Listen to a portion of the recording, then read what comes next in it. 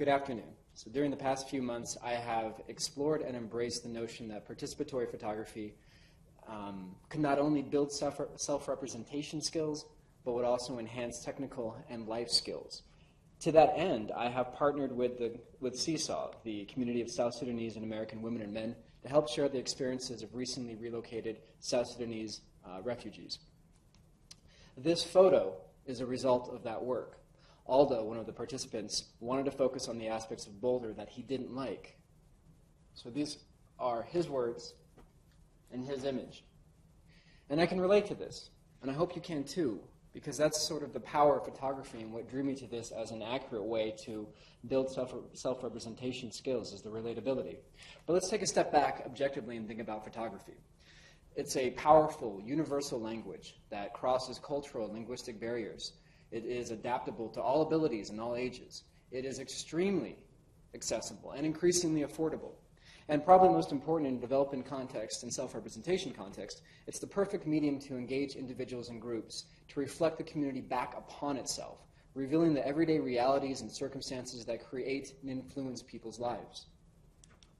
So this all leads me to the hypothesis that you see before you, that participatory photography can not only enable but also enhance and build self-representation and technical and life skills.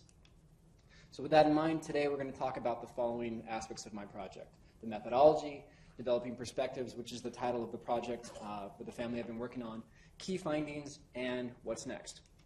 So about the methodology, participatory photography refers to a type of project where individuals from a given community or group are supported to generate their own photographic work or digital media. A facilitator, someone like me in my role, teaches the group how to use a camera with the aim of helping them to define an issue, conceptualize that issue, and then communicate it through this digital means. It's their words and their images. Now, the process leans heavily upon the philosophies of Freire and Fanon, critical thinking and taking the power back mindsets respectively. And the basic flow consists of these 5 main steps. In the first few steps, stakeholder involvement is high, creating an effective internal feedback loop. You work to create and develop and define an overarching project goal. The next, you secure equipment, and this is during phase 2, the planning phase. You secure equipment, the logistics.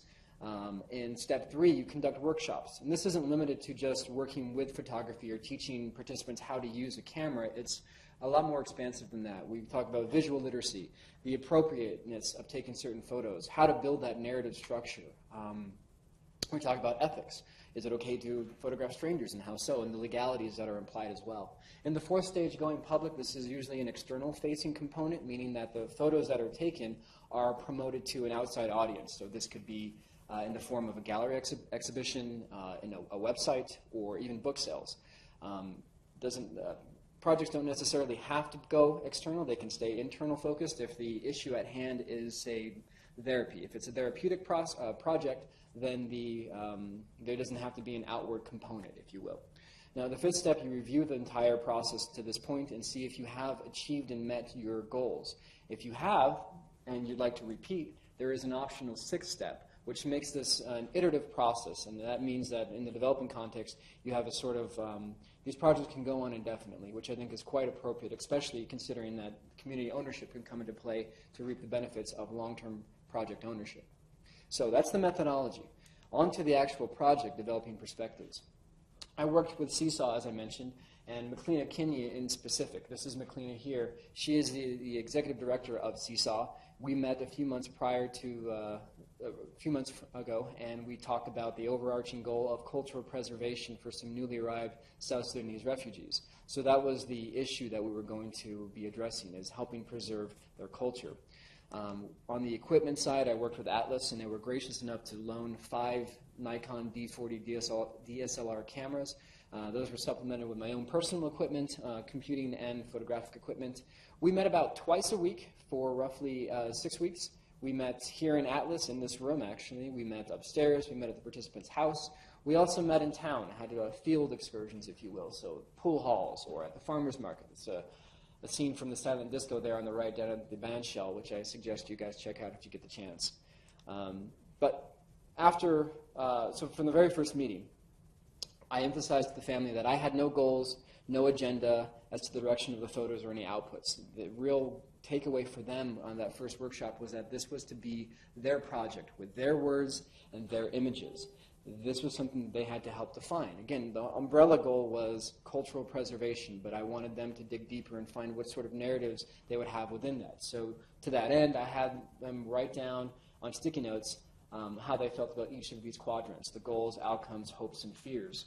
And as you can imagine, the goals were fairly wide-ranging, but they did define it. And this is part of the whole critical thinking and self-reflection part of the process, right? So goals were ranging from learning how to take photos to sharing pictures of impact, telling the story of my life and my children, things that we could actually realize within the scope of this project.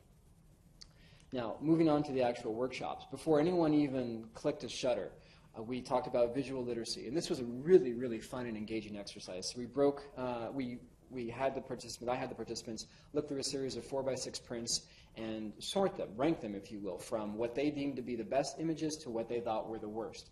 And they would take them and describe or explain why they felt this way. So they would look at the photos and describe certain photographic elements, compositional elements, foreground objects, background objects, texture, light, color, pattern, subject matter, what angle was it taken from, what could have been done to make it better.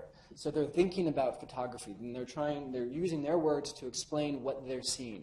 They're already defining and conceptualizing images, other people's images at this point. So then, of course, once that was done, we move on to the obligatory camera training, so they can take their own photos.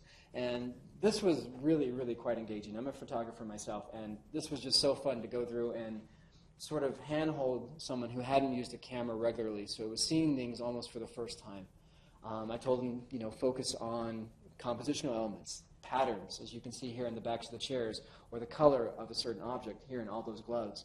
So this is a picture of Nancy taking a picture of Aldo, and here is her resulting image. Not too bad. Again, we went out in public. You call them excursions or field trips, if you will.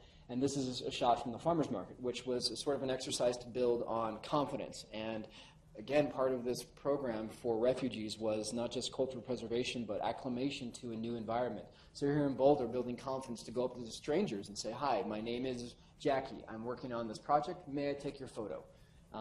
So here is me taking a shot of them as sort of behind the scenes, and this is the resulting image, or one image in that set. So again, we're engaging them. We're getting their confidence up. We're having them tell their own story in their own words. We're also talking about building, working different angles and having fun with it. It is photography after all, and that's a key thing I wanted to take away, want the audience to take away from this presentation, is that at its heart, photography should be a fun endeavor. It should be something that the participants enjoy. And if you can't see the smile on Nancy's face here, then take a closer look, because she certainly is having a good time. So after the images were taken, we moved on to selection and editing. And the participants were able to import, we had 3,000 images total. Participants imported them into Lightroom 4, an Adobe product. They were able to then go through that and select them, the images that were most representative of their stories. Then we moved on to editing, which involves sort of a creative editing process, framing, cropping, white balance, color correction, those types of things. But we're building narrative structure, building digital media skills, and image editing. After the editing process was done, we moved on to captioning, which covered the basic journalistic tenets of who, what, where, when, why, how, but I also wanted to inject more of an emotional component as well, so asking the participants how they felt about a certain image, how they felt when they were taking it, bringing more emotion into it, not just strict standard clinical journalism. Again, that builds ESL skills. Now, one of the outcomes early on was that the participants wanted to have a finished book, some sort of publication material. And I'm happy to say that as of today, we have a book that has 20 of their words and their images, 20 of their images with their words, and it tells their stories. This book is for sale, and proceeds go back to Seesaw, the nonprofit, as well as to the participants themselves. If you're interested, come talk to me or go visit thevoxproject.com. So where does that leave us? The participants learned self-representation skills through photography and writing. They learned how to build a narrative structure. They learned technical skills, not just through exposure, but through engagement as well. They were using a Windows computer. They were using the actual cameras. They were using the software. Again, exposure and engagement. And on the life skills, these are sort of intangibles, but definitely not to be underestimated, or understated, rather. They built skills and confidence in conceptualization and English language skills, reading, writing, speaking. So where does that leave us? we're going to extend the project to include younger Seesaw members here in the future. We are also going to form partnerships with nonprofits to help secure equipment moving forward. I should back up a step. Extending the project will include younger members of the Seesaw community, so we're going to have a focus on youth. And the participants from this project will take an active role in leading that and training those youth. So they'll sort of have there'll be a sort of a train-the-trainer aspect to this next phase that eventually will lead into community ownership. And next fall, there is a tentative project slated for South Sudan and Chukadum. So I will close with this. This was a text I received from Michelle Ritter, who is an executive board member of Seesaw, and it was sent in the spirit of thank you. And it reminds me why I'm doing what I'm doing, and that this work has real impact. And all I can say is it was sent in the spirit of thanks, and I can just echo that back to the family for what they have given me. So thank you.